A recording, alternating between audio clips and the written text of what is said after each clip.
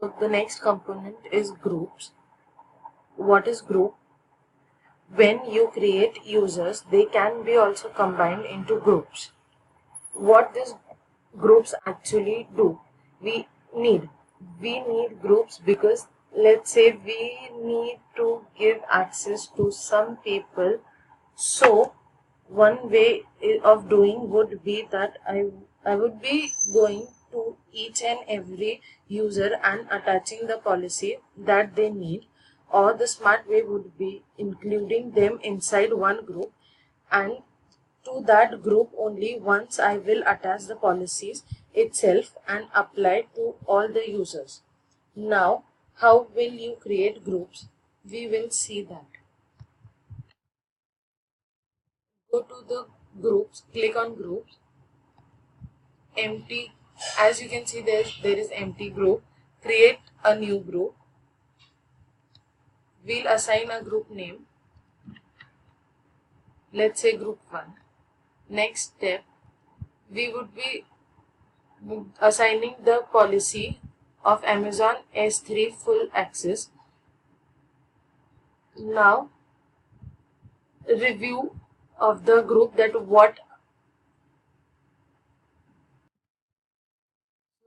Now, as you can see, my group is created. So, whichever user I will add in this group will have this property. So, I don't have to configure any policy for the each user now. So, what now I will do is I will create a user. Go to the user, add one more user. We'll give username. Now I will be giving the access point of management console access. We'll set the custom password.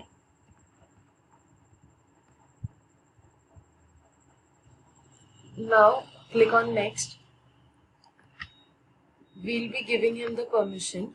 So rather than going to the existing policy directly, now we'll directly select the group in which we need to add the user. Now select next. Select next. Now here's the review. Whatever accesses and permissions we have given to the new user, and now we'll select create user.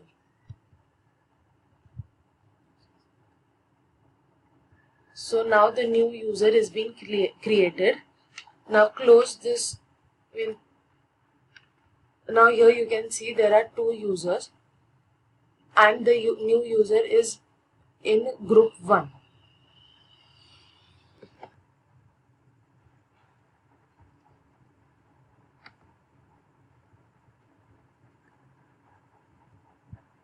So the next topic is roles. What is roles?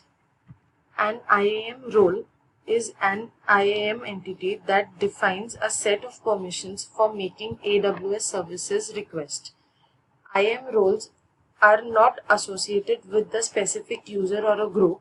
Instead, trusted entities assume roles such as IAM user, application, or AWS services such as EC2 instance.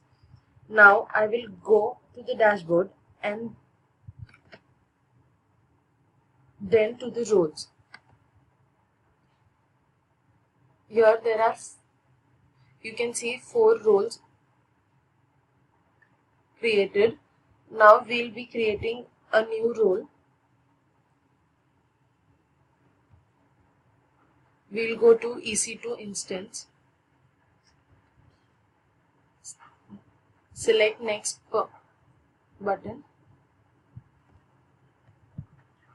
And what type of role do I want to apply to this role?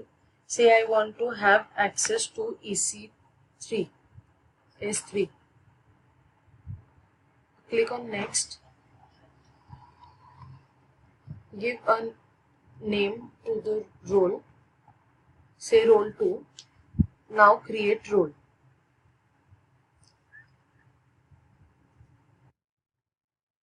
Here you can see the role 2 is created.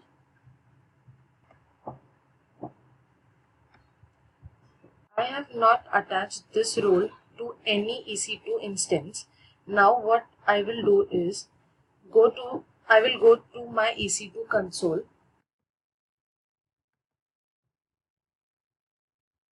Action.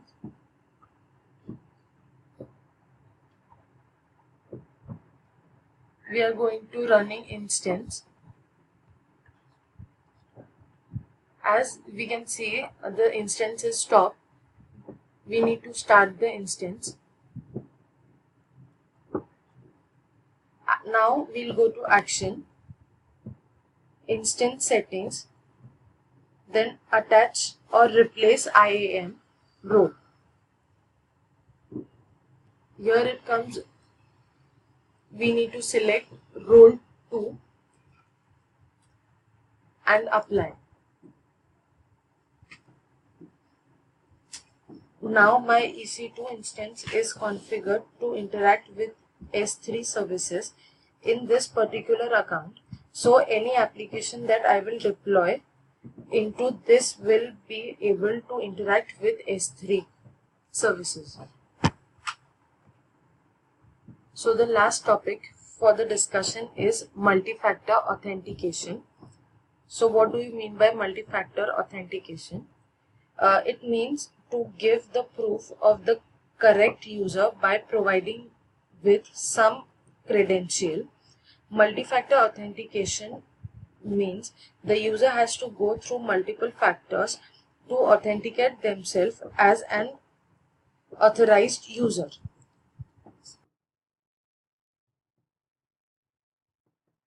So let's see how it is done.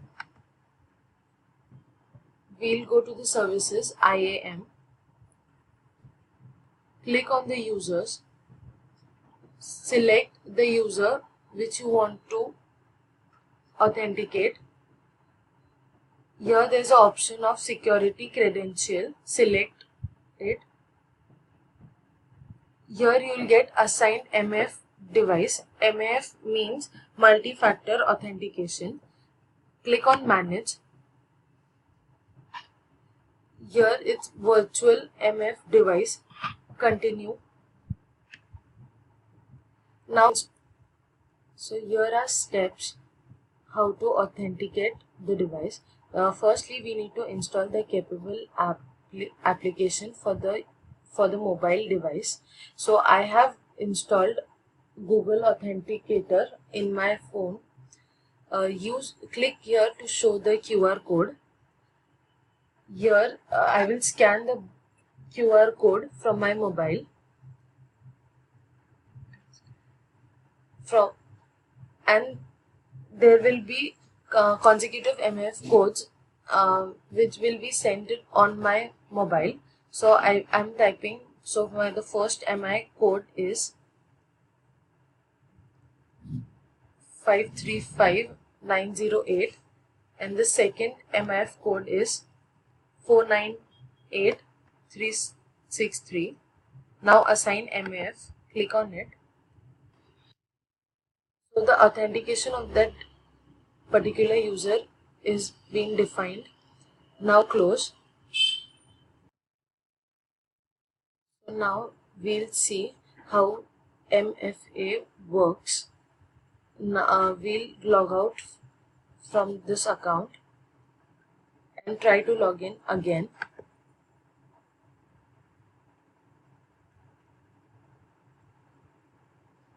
Type the username for which MFA is created.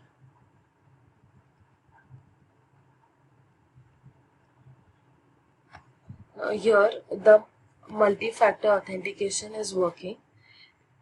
We will be getting the MFA code in our phone. We need to type it and submit. And as you can see, you are logged in to your mobile. So using your mobile phone. So this is how multi-factor authentication works. So that's all from my side. Thank you.